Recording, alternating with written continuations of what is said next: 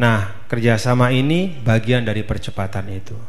Maka tadi Bapak Dr. Kiai Haji Muhammad Hidayat sudah menyampaikan, kalau begitu kita nggak usah lama-lama lah, nanti insya Allah awal Januari kita akan siapkan. Nanti implementasi dari tanda tangan sekarang ini adalah nanti dari DSN akan mengirimkan, lalu kita lakukan sertifikasi secara intensif kepada anggota IKAT dulu dan kemudian kepada yang lain, sehingga mudah-mudahan yang 1000 itu bisa hadir dengan kualifikasi yang kita perlukan.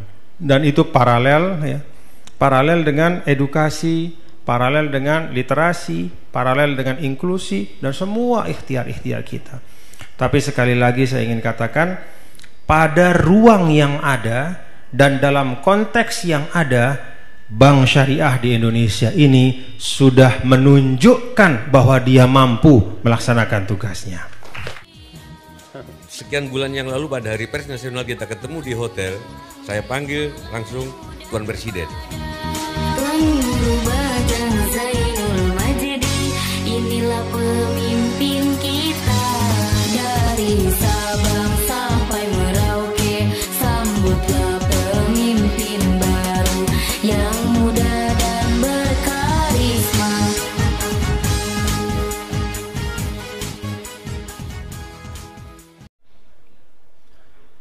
Assalamualaikum warahmatullahi wabarakatuh.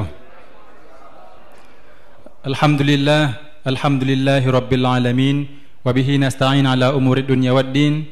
Allahumma salli wa sallim ala sayyidina Muhammad wa ala alihi wa sahbihi ajma'in. Yang kami hormati Wakil Komisaris Utama Bank Syariah Indonesia, Bapak Dr. Tuan Guru Bajang Muhammad Zainul Majdi LCMA. Yang kami hormati Komisaris Independen BSI, Bapak Muhammad Arif Rashid Hasan.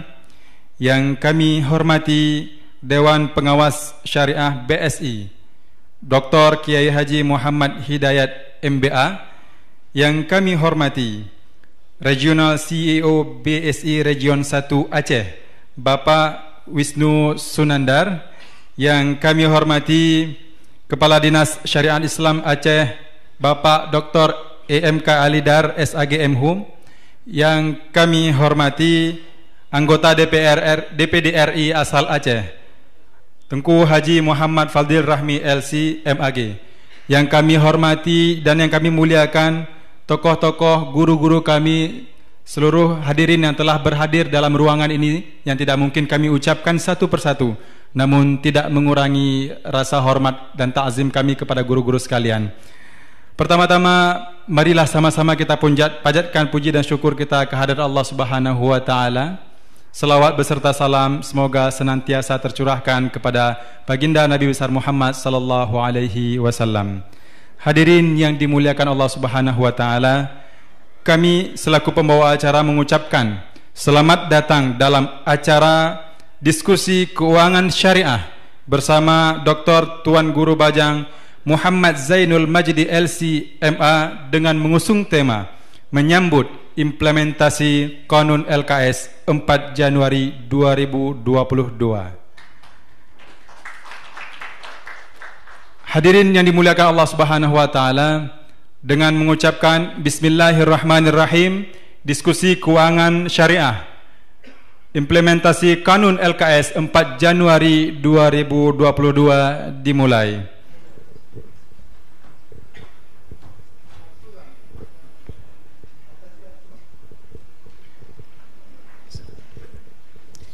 Ya, terima kasih. Assalamualaikum warahmatullahi wabarakatuh. Yang kami muliakan Tuan Guru Bajang dan Pak Tuan Guru yang sudah berhadir, hadirin dan hadirat sekalian yang dirahmati Allah. Kita paham bahwa sistem perbankan syariah belum sempurna, tetapi sudah sangat bagus. Tetapi ya, kendala yang tadi disampaikan oleh Kanda Fadil Rahmi terkait dengan anggapan masyarakat bahwa bank syariah masih mahal, ya, tentu ada solusi. Kita di sini ada Kepala Baitul Mal, Pak Prof. Nazaruddin. Sebenarnya kita kurang memanfaatkan dana-dana syariah tersebut, yang sebenarnya dana zakat lebih kepada benefit daripada kepada profit. Satu. Yang kedua, Kita sibuk dengan sistem, lupa tentang ekosistem. Sekarang sesempurna apapun sistem syariah, bila dia tumbuh di luar ekosistemnya sendiri, dia tetap akan berbiaya mahal. Harimau itu tinggal di hutan, tidak perlu biaya hidup. Tapi begitu masuk ke kandang di taman kebun binatang, dia perlu biaya mahal. Jadi sekarang bank syariah itu sebuah sistem yang hidup di luar ekosistem karena masyarakatnya belum syariah. Tantangan mensyariahkan masyarakat yang belum ada yang menjawab. Sekarang baru bank dan sistemnya yang disyariahkan. Jadi mohon saran dan tanggapan dari mana kita harus memulai untuk mensyariahkan masyarakat. Demikian, terima kasih. Assalamualaikum warahmatullahi wabarakatuh.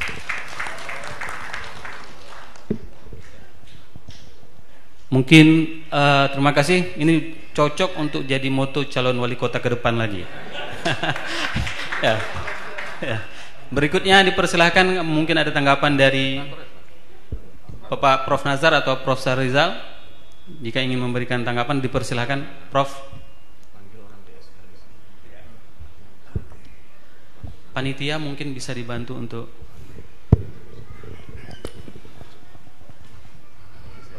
Bismillahirrahmanirrahim. Assalamualaikum warahmatullahi wabarakatuh. Alhamdulillah, terima kasih Pak Dr. Damhur. Waktunya beberapa menit, 2 menit saja ya. Boleh, Prof. Jangan terlalu panjang nanti. Yang saya hormati Tuan Guru Bajang Muhammad Zainul Majdi, Dr. Muhammad Hidayat, Senator. Nah, kalau sudah ada senator, jadilah semua itu. Kemudian para undangan, hadirin dan hadirat yang terhormat. Ada 2 catatan yang barangkali patut saya sampaikan dalam konteks implementasi kanun LKS yang secara efektif itu berlaku 4 Januari 2022.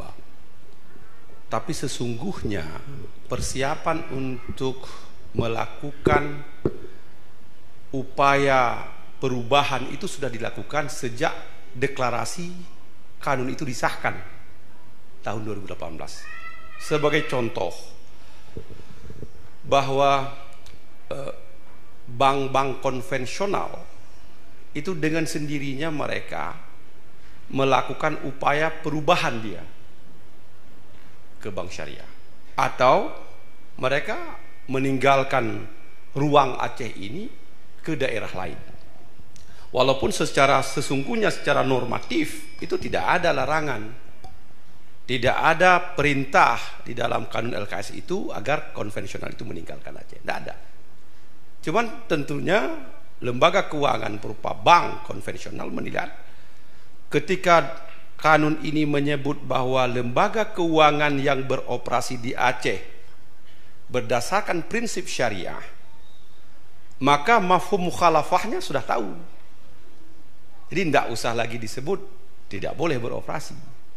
Jadi lembaga keuangan konven itu pindah itu karena memahami mafhum mukhalafah.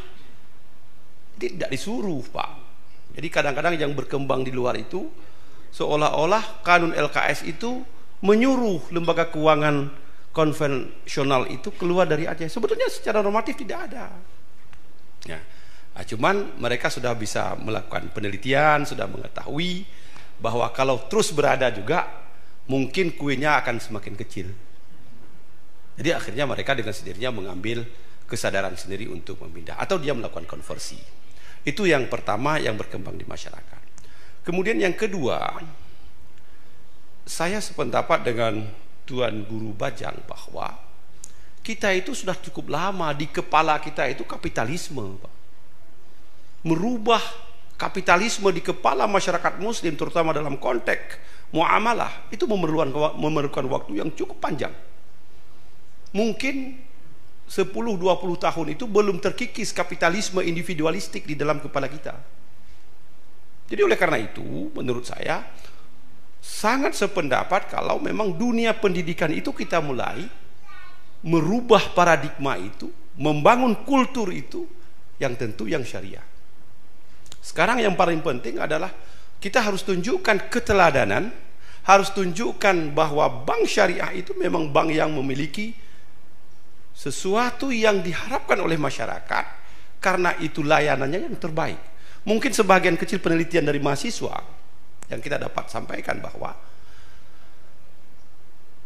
masyarakat yang pragmatis sekarang ini itu melakukan muamalah dengan lembaga keuangan syariah tidak serta-merta karena relasi teologis.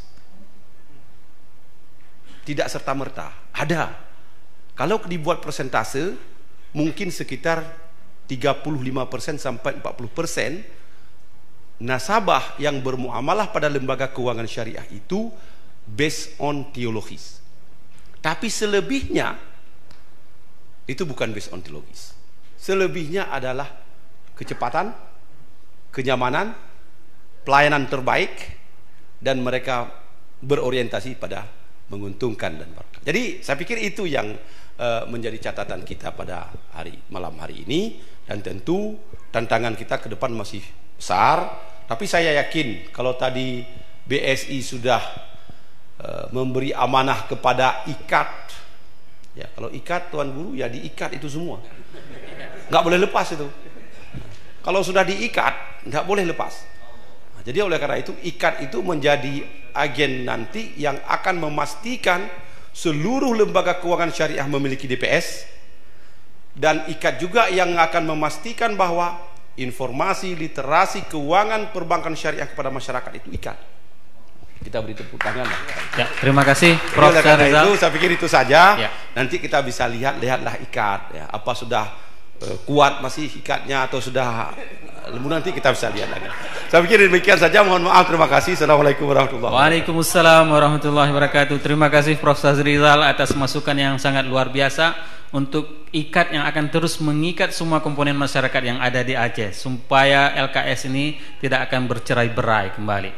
Baik, di meja yang kedua ini ada beberapa dari Pak Hizir.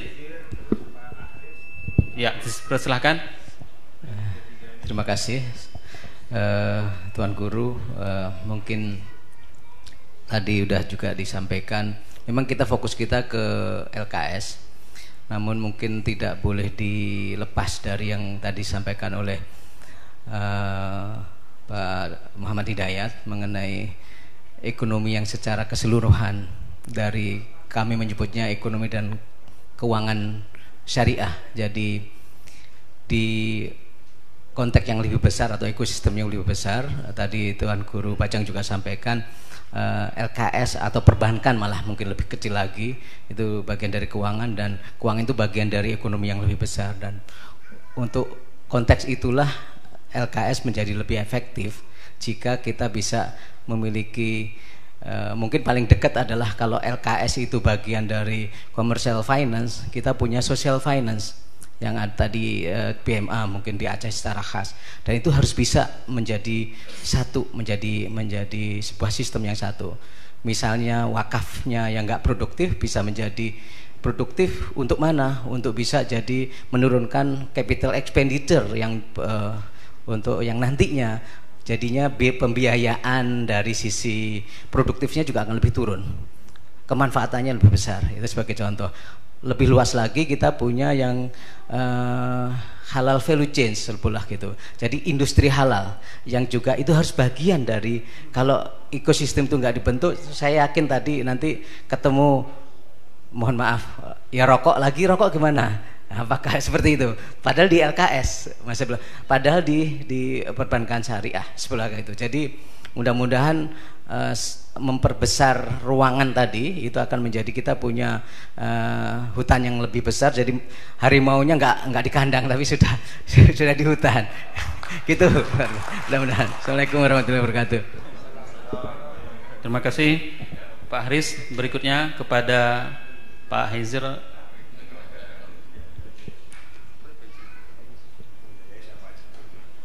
Ya, silakan Pak Yusri. Bismillahirrahmanirrahim. Assalamualaikum warahmatullahi wabarakatuh. Waalaikumsalam warahmatullahi wabarakatuh. Tuan Guru dan para narasumber yang kami hormati, kami muliakan. Saya masuk ke Aceh ini November 2020. Hiruk pikuk kanun ini luar biasa, Pak. Saya mencoba melihat apa sih masalah sebenarnya di orang Aceh. Kenapa suka betul ribut, Pak? Karena saya orang Aceh, Pak. Kenapa gitu? Permasalahannya narasi yang muncul waktu itu adalah bagaimana berupaya keras mengusir bank-bank atau lembaga keuangan konvensional. Narasinya itu, Pak. Padahal kanun kita tidak berbunyi itu sebagaimana Dr. Syahrial tadi sampaikan. Yang diatur dalam pasal 6 itu adalah kanun ini berlaku kepada seluruh rakyat Aceh yang berdomisili di Aceh, yang tinggal di Aceh. Lalu lembaga keuangan yang bertransaksi sama pemerintah Aceh. Di situ clear sekali. Tetapi satupun tidak ada yang peduli Pak tentang itu. Mestinya itu dulu yang diluruskan. Masyarakat kita dulu yang berdomisili di Aceh, yang tinggal di Aceh, orang Aceh, disosialisasikan dulu kanun itu. Baru kemudian kita jelaskan LKS itu apa. Sebenarnya tanpa kita suruh pindah pun yang namanya lembaga keuangan konvensional otomatis, Pak. Gak ada lagi pasar dia di sini.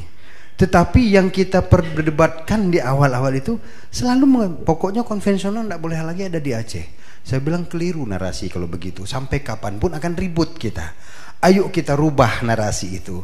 Lalu kita buatlah Pak Profesor Nazaria di Ganjung Monmata. Kita coba rubah narasinya bahwa masyarakat kita yang harus kita didik, masyarakat kita yang harus edukasi. Alhamdulillah waktu itu berjalan. Tetapi gapnya masih jauh, masih besar. Ini jadi PR kita. Harapan kami memang betul seperti tadi Pak, ikat inilah Pak. Kalau kita berharap sama yang di luar dari situ rasanya nggak bisa. Selalu perdebatan ataupun narasi yang disampaikan selalu perbandingan Pak. Pada saat kita lakukan perbandingan, masyarakat lalu bilang, kalau seandainya kami dengan konvensional begini, dengan syariah begini, apakah syariah sudah punya? Produk ini sudah punya, padanan produk ini sudah punya. Kita belum bisa mengakomodir apa yang diminta masyarakat. Tetapi paling tidak ajari dulu masyarakat apa sih beda syariah dengan konvensional. Dengan sendirinya muncul loyalitas mereka. Itu yang tidak ada yang pegang Pak. Masalah itu yang belum sampai dengan sekarang. Kalau boleh saya bilang ke persentasenya 40% baru ada yang menyentuh itu Pak. Karena setahun sini saya jalani, kami jalanin di sini Pak, yang mau melakukan sosialisasi secara masif nggak ada. Akhirnya terkotak-kotak komunitas-komunitas kecil. Lah kapan ngerti masyarakat kita? Kami Bank Indonesia, Bank Aceh sudah keliling ke Aceh Pak. Di kabupaten-kabupaten di luar dari kota Banda Aceh nggak ngerti mereka itu syariah itu apa, nggak ngerti perbankan syariah itu apa. Nah bayangkan Pak, kalau mereka nggak ngerti tapi mereka punya rekening. Nah pada begitu mereka punya rekening, mereka selalu bandingkan. Jadi saya berharap mudah-mudahan pertemuan malam hari ini semakin menyimpulkan apa sih masalah yang kita hadapi. Kenapa sih bank syariah kita masih dipermasalahkan terus?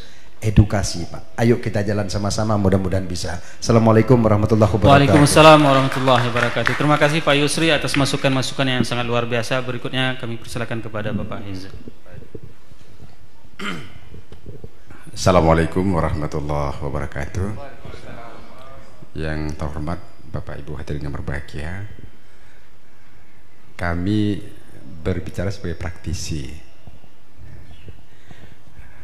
Di akhir-akhir ini kami sering beraudiensi, terutama dengan ya instansi vertikal, terutama yang sebagai Forkopimda.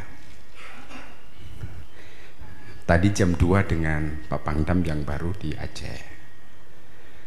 Dalam audiensi itu, pertemuan itu selalu ditanyakan, sekarang tidak ada lagi bank konvensional di Aceh. Pertanyaan adalah apakah bank syariah siap menggantikan posisi bank konven yang ada. Nah, saya selalu sampaikan bahwa sangat siap. Sangat siap. Kenapa demikian? Pengalaman waktu konversi Bank Aceh dari konvensional ke syariah, bukan hanya eksternal, internal juga mempertanyakan kepada kami, bank yang sehat, bagus, tidak ada kurangnya, tapi tiba-tiba nggak ada hujan, nggak ada angin, dibalik sistemnya dari konvensional ke syariah, ada apa? Andai kata terjadi suatu terhadap nanti, katakanlah terjadi yang hal tidak diinginkan, apakah cukup rumah hijir untuk menggantikan semuanya ini? Tetapi subhanallah, berpegang kepada Allah itu berjalan semuanya dengan baik sampai sekarang. Saat konversi Bank Aceh, asetnya berada pada angka 18,5 triliun. Posisi nilai perkembangan berada pada angka 30 triliun. 5 tahun tumbuh lebih kurang 60%. Berarti per tahun 2 digit, termasuk di masa pandemi. Itu demikian. Weakness besar, tapi lebih besar opportunity. Itu yang menyangka. Nah, saya selalu mengibaratkan bahwa Bank Aceh, BSI yang sekarang, Maybank, kemudian SIM Niaga Bank Syariah dan semuanya. Kalau dulu di Aceh ada, kalau rumah makan ada 10 pelayannya, ada Mandiri, BNI dan sebagainya, konven, termasuk Syariah. Sekarang tinggal 5. Bagaimana kita tekat walaupun 5 pelayannya, sepertinya tidak turun, minimal sama dengan yang dulu. Ya, malam ini dalam silaturahmi ini kami termotivasi kembali. Tadi disampaikan oleh Tuan Guru Bajang, beliau merefleksi daripada stakeholder, shareholder Bank BSI, Bank BSI. Nah, kami yakin dengan beliau sampaikan itu akan terjadi. Nah, itu akan terjadi, akan baik nantinya, dan bangsa sanggup untuk itu. Pentingkan itu, kami yakin itu. Hanya saja tadi juga sampaikan, dalam pengalaman konversi Bank Aceh, kami mengkhawatirkan bahwa daerah berbatasan dengan Medan yang penduduknya dominan non-muslim akan downgrade nasabah Bank Aceh. Logika kami demikian. Daerah Sebulu Salam, Singkil, Kutacane, termasuk Kuala Simpang Aceh Tamiang, akan downgrade nasabah Bank Aceh karena kenapa? Banyak non-muslim di sana. Penelitian juga demikian oleh Pak Adi Warman. Tapi subhanallah kenyataannya bukan demikian. Yang downgrade malah yang banyak ikatnya kota Banda Aceh.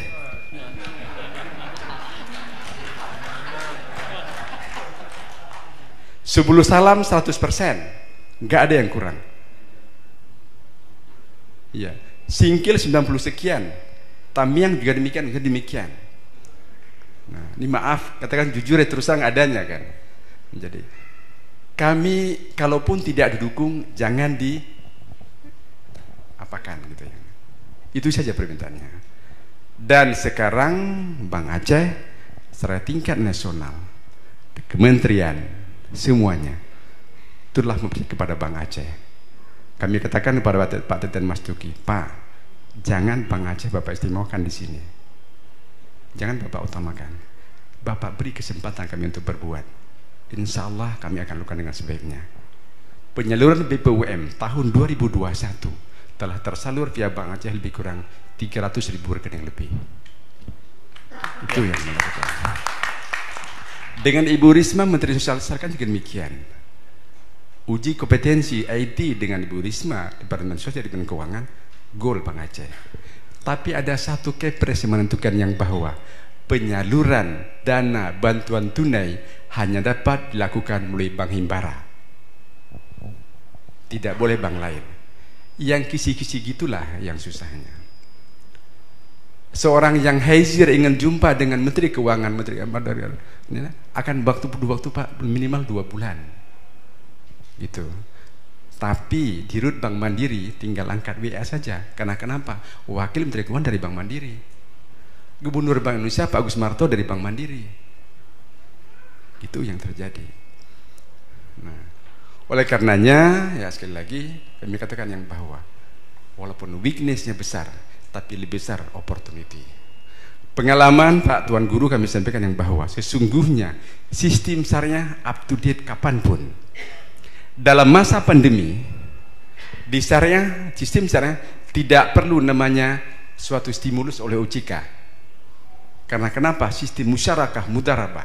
Andai kata hasil besar, sama-sama kita nikmati besarnya. Waktu pendapatan nasabah kecil, memang sama-sama kecil kita nikmati. Langsung secara otomatis terrestrukturasi, kan begitu Pak Nina? Sistem syariah, nggak ada sistem konven. Restrukturisasi yang diberikan oleh otoritas Pak Yusri ini hanya sekedar menambahkan yang bahwa karena pendapatannya tidak sesuai ekspektasi, maka dia masih kita sebagai kategori lancar. Itu saja yang tambahannya. Tapi faktor berbagi saat besar sama-sama berbagi, saat kecil sama dinikmati, itu telah ada dalam sistemnya syariah. Tidak ada sistem konven demikian. Kapan dapat? Baru kita lihat, oh demikian syariah itu. Ini yang tidak pernah tersampaikan.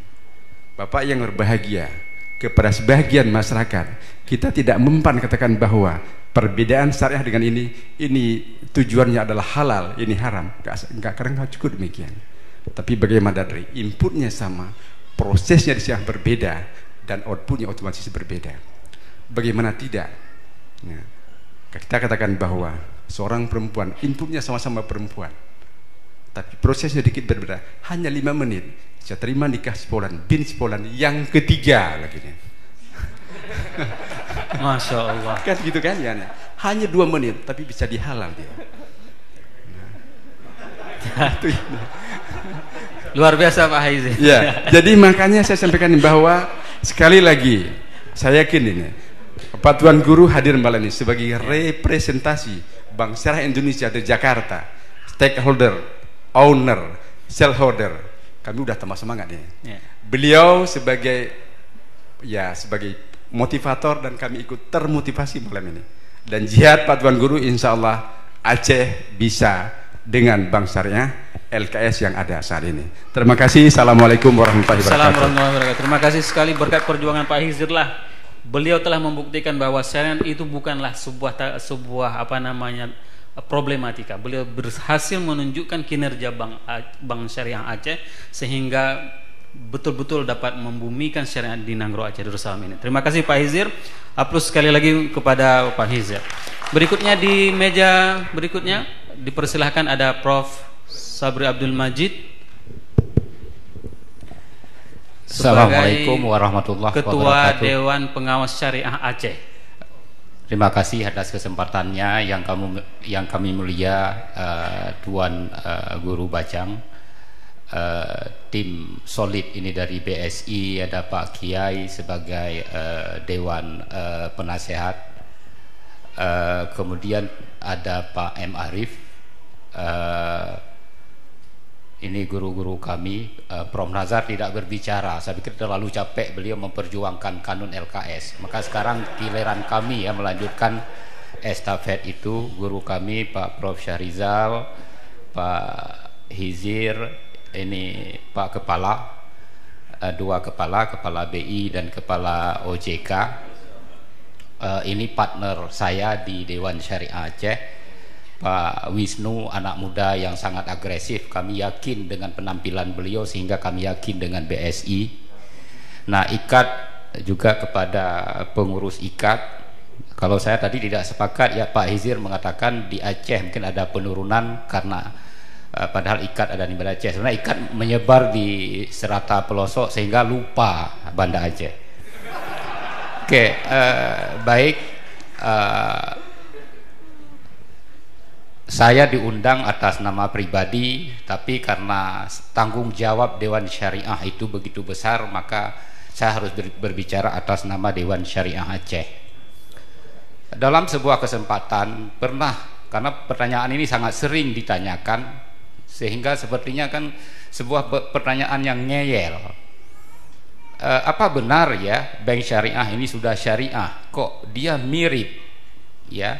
Sepertinya hanya baju yang berbeda, casing yang berbeda, tapi mesinnya, kerangkanya masih kerangka lama. Ini pertanyaan yang selalu muncul berulang-ulang. Nah, dalam sebuah diskusi ya, seorang profesor yang menjawab pertanyaan ini. Tidak perlu banyak bertanya, kalau lembaga keuangan syariah tidak syariah, bukan Anda yang masuk neraka adalah Dewan Syariah. Siap-siap Prof. Nah, ya ini sangat berat ya, tugas Dewan Syariah ini sangat berat. Maka oleh karena itu saya perlu menyampaikan di sini, karena kita perlu sama-sama menjaga. Kita kembali pada kanun pasal 4 ya, kanun LKS menyebutkan bahwa tujuan ya diundang-undangkannya lembaga keuangan syariah ini mewujudkan pembangunan Aceh berbasis syariah. Ya, ada beberapa poin penting ya untuk meningkatkan kesejahteraan masyarakat Aceh, meningkatkan pendapatan masyarakat Aceh, mewujudkan pembangunan masyarakat Aceh. Nah, maka menjadi tanggung jawab besar ya, karena Aceh orang melihat Aceh itu miskin. Kita tidak mau ya orang melabel daerah syariah itu identik dengan miskin. Maka ini menjadi tanggung jawab besar ya lembaga keuangan syariah yang ada di Aceh. Pak Haizir ya, Direktur BSA sangat siap untuk itu, BSI sangat siap untuk itu. Saya pikir memang sangat wajar. Ya, bantuan yang diberikan ke BSI tadi saya melihat, kalau saya melihat kok angkanya begitu kecil. Nah, lahirnya kanun LKS ini memberi peluang kepada lembaga-lembaga keuangan beroperasi di Aceh, lembaga keuangan lainnya keluar dari Aceh. Kan ini kesempatannya sangat besar. Ya, kesempatannya sangat besar. Maka oleh karena itu sangat wajar ya lahirnya kanun LKS memberi insentif munculnya hanya lembaga-lembaga keuangan syariah di Aceh. Maka sangat wajar lembaga-lembaga keuangan syariah ini harus memberi insentif kepada masyarakat Aceh. Nah, dalam bentuk apa? Maka dalam bentuk marilah kita mewujudkan ya pertumbuhan ekonomi Aceh, meningkatkan kesejahteraan masyarakat Aceh, menghapus ya fakta bahwa masyarakat Aceh adalah masyarakat yang paling miskin di Sumatera. Ya, masyarakat yang miskin ya nomor 6 di Indonesia. Nah, maka oleh karena itu ya Kiai, memang ya lembaga keuangan syariah harus beroperasi sesuai dengan prinsip-prinsip syariah. Tapi kesyariahan itu tidak berhenti di situ. Dia harus mampu memutuskan mata rantai kemiskinan, harus mampu mewujudkan kesejahteraan masyarakat. Maka oleh karena itu ya pasal 14 ini, kalau saya lihat ini pasal yang sangat luar biasa ya. Pasal 14 berbicara tentang lembaga keuangan khususnya perbankan syariah yang ada di Aceh itu harus memberikan pembiayaan untuk UMKM itu sampai 40% tahun 2024, jauh melampaui level nasional, karena nasional hanya ditetapkan itu hanya 20%. Nah, kemudian juga ya, maka kalau disebutkan ya, kalau saya tidak begitu terlalu ini ya, omset lembaga keuangan meningkat, market share meningkat, tapi yang jauh lebih penting adalah dia bisa memutus mata rantai kemiskinan. Kesyariahan itu yang pertama kita lihat dari operasional lembaga keuangan syariah itu sesuai dengan prinsip-prinsip syariah. Yang kedua, kehadirannya itu mampu memberi kesejahteraan bagi masyarakat, memutuskan mata rantai kemiskinan, mengurangi disparitas pendapatan, ya, menjaga kestabilan harga, ya, dan juga ya memecahkan problema-problema ekonomi lainnya. Tuanku, kalau saya melihat, karena Aceh menjadi sorotan sekarang, ya, Aceh menjadi sorotan, Aceh menjadi taruhan pelaksanaan ekonomi syariah di Indonesia. Dulu Bank Aceh sukses melakukan konversi. Tuan guru ya di NTB juga mengikuti ya konversi perbankan syariah di sana. Saya pikir duluan di Aceh. Maka Pak Senator ya, tolong jangan biarkan lagu dari Sabang sampai Merauke itu dirubah.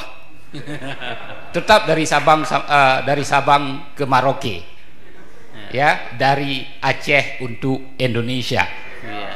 Ya, maka itu Pak Senator ya, baru-baru ini ada diskusi dengan KNKS karena kanun juga mengamanahkan itu pasal 23 ayat 7 bahwa untuk mendukung pembangunan infrastruktur di Aceh, pemerintah provinsi, pemerintah kabupaten kota dapat mengeluarkan obligasi syariah, dapat mengeluarkan sukuk syariah. Artinya dana itu bersumber dari masyarakat dan manfaat pembangunan itu diharapkan untuk masyarakat. Ada beberapa provinsi lainnya sudah bergerak untuk itu. Mudah-mudahan tetap dari Aceh untuk Indonesia. Terima kasih. Ya, saya mengatakan ke KNKS jangan coba rubah dari Merauke ke Aceh. Kilometer 0 itu ada di Aceh. Ya. Kalau mau rubah ya berhadapan dulu dengan para senator kami. Ya. Nah. Oke, Bapak Ibu sekalian ya. Nah, maka ini yang menjadi tantangan besar ya, kehadiran lembaga kanun keuangan syariah. Aceh menjadi sorotan sekarang. Kalau Aceh sukses melaksanakan ekonomi syariah ya, dalam tatanan perekonomiannya, saya pikir provinsi lain akan segera mengikuti. Ya, provinsi lain akan segera mengikuti. Maka kalau kita lihat lebih rinci, siapa pemain LKS itu? Saya dengan Pak Wisnu ya, sering berbicara tentang itu. Ya, pernah juga suatu ketika ya Kiai Haji Hasanuddin itu ketua pelaksana harian DSN mengatakan orang Aceh melaksanakan kanun LKS itu sebenarnya adalah untuk menolak laknat Tuhan. Ya, saya mengatakan saya sepakat.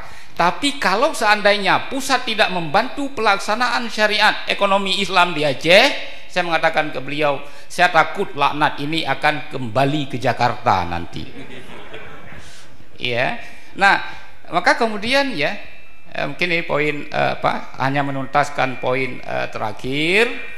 Kalau kita lihat siapa pemain lembaga keuangan syariah di Aceh, siapa key player? Key playernya adalah BSI. Pemain besar lembaga keuangan syariah di Aceh adalah Bank Syariah Indonesia. Kesuksesan kanun sangat bergantung pada BSI ya. Kalau BSI gagal, kanun LKS saya pikir gagal, dan ekonomi Islam Aceh tidak akan menjadi model ya perekonomian di belahan provinsi lainnya di Indonesia, apalagi berbicara pada level dunia. Nah, mudah-mudahan ya dengan saling bahu membahu, saling mengingatkan, kehadiran kanun ini walaupun tidak dalam 1-2 tahun ke depan, ya mungkin dalam jangka waktu menengah ini bisa merubah wajah perekonomian Aceh. Kehadiran kanun LKS bukan hanya membebaskan kita dari riba, tapi juga ikut mewujudkan kesejahteraan, menjadikan ya masyarakat Aceh ini jauh lebih bermartabat. Mohon maaf mungkin ada kata-kata yang tidak pada tempatnya. Billahi taufik wal hidayah. Assalamualaikum warahmatullahi wabarakatuh. Terima kasih Prof. Sabri atas beberapa tanggapannya. Waktu sudah menunjukkan pukul 23 lewat 1 menit. Walaupun mata sudah mulai redup ya, terlebih Tuan Guru Bajang yang sangat kelelahan aktivitasnya mulai dari subuh sampai dengan hari ini belum beristirahat. Maka saya ingin menanyakan, apakah ini sudah kita cukupi sampai di sini dan kita berikan closing statement kepada Tuan Guru dan Pak Kiai? Bisa seperti itu? Karena ini kelelahan yang sangat luar biasa. Mohon maaf yang sangat-sangat beribu maaf ya. Ya. Oh, satu saja. Oh, boleh Pak. Waktunya sangat singkat, 2 menit Pak. Tes. Bismillahirrahmanirrahim. Assalamualaikum warahmatullahi wabarakatuh.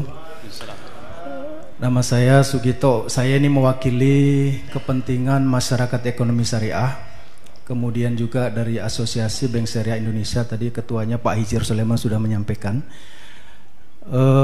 Dalam prakteknya, ini saya berbicara kepada praktisi. Dalam implementasi, saya meneliti tesis saya di tahun 2020 di UIN Araniri. Itu permasalahan implementasi akad musyarakah syirkah di 10 bank pembiayaan rakyat syariah. Ternyata 2 BPR syariah dari 10 yang mempraktekkan akad musyarakah. Permasalahannya apa di situ? Yang pertama adalah kemampuan sumber daya insani di internal bank, baik itu pejabat maupun petugas staf frontliner, kurang memahami konsep akad-akad yang ada di perbankan. 1. Yang kedua, bahwa dalam akad musyarakah bank syariah agak sedikit kurang ambil peran risiko. Artinya dalam akad musyarakah ada konsep ada risiko yang dibagikan sesuai dengan sirkah modal yang ada. Tapi dalam kondisi ini sebenarnya bisa difasilitasi dengan jaminan. Nah, yang ingin saya sampaikan, di mana perbankan syariah saat ini hampir mayoritas itu akadnya adalah akad murabaha. Secara internal tadi saya sampaikan, kemampuan sumber daya insani internal bank itu perlu ditingkatkan.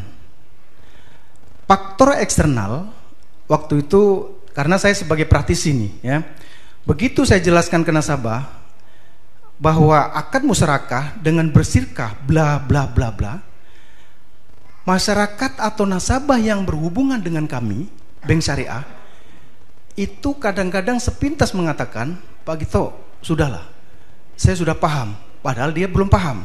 Sekarang ekuivalen rate berapa sih nisbah bagi hasilnya? Tapi suatu ketika nanti di masyarakat ada blow up permasalahan bahwa bank syariah tidak syariah, yang tadi mengatakan saya sudah paham, iya memang bank syariah tidak syariah. Artinya bahwa kita juga perlu melakukan edukasi di level eksternalnya masyarakat. Jadi saya menyarankan di sini peran serta Win Araniri melalui lembaganya, kemudian masyarakat ekonomi syariah juga melalui lembaganya, IKAT juga melalui lembaganya, ini bisa memfasilitasi kemampuan sumber daya insaninya kita kerucutkan, jangan lagi kepada topik permasalahan bank syariah tidak syariah, tapi per masing-masing akad. Bagaimana kita membedah akad murabaha dari mulai sebuah proses sampai suatu ketika nasabah tanya, gimana selama ini dipermasalahkan akad murabaha itu kalau berjangka panjang di atas 5 tahun, nasabah selalu mengatakan jual beli itu kan tidak mengatur konsep berapa porsi pokok, berapa porsi margin. Tapi masyarakat masih mengidentikan bahwa ini bank syariah tidak syariah. Artinya kita di situ mulai membedah bahwa implementasi kepada masyarakat di internalnya dulu, nanti petugas banknya disampaikan bagaimana praktek akad murabaha, bagaimana praktek akad musyarakah. Kalau mereka paham, nanti baru masyarakatnya kita minta bantuan IKAT atau forum dakwah atau forum ulama di Aceh untuk melakukan sosialisasi. Mungkin setiap 1 bulan sekali berikan khutbah Jumat khusus yang menyangkut industri bank syariah. Demikian, terima kasih. Assalamualaikum warahmatullahi wabarakatuh. Kepada Bapak Sugito, dan apa yang disarankan oleh Pak Sugito itu telah dilakukan oleh Dinas Syariah Islam Aceh, di mana sudah menyusun kurikulum untuk bahan materi khutbah. Ada di antara beberapa para ustadz yang dimintakan untuk mengisi. Semoga ini bisa dibicarakan langsung nanti dengan Ketua IKAT dan program-program yang yang akan dijalankan. Baik, kepada Tuan Guru Bajang dipersilahkan untuk closing statement dalam pertemuan ini.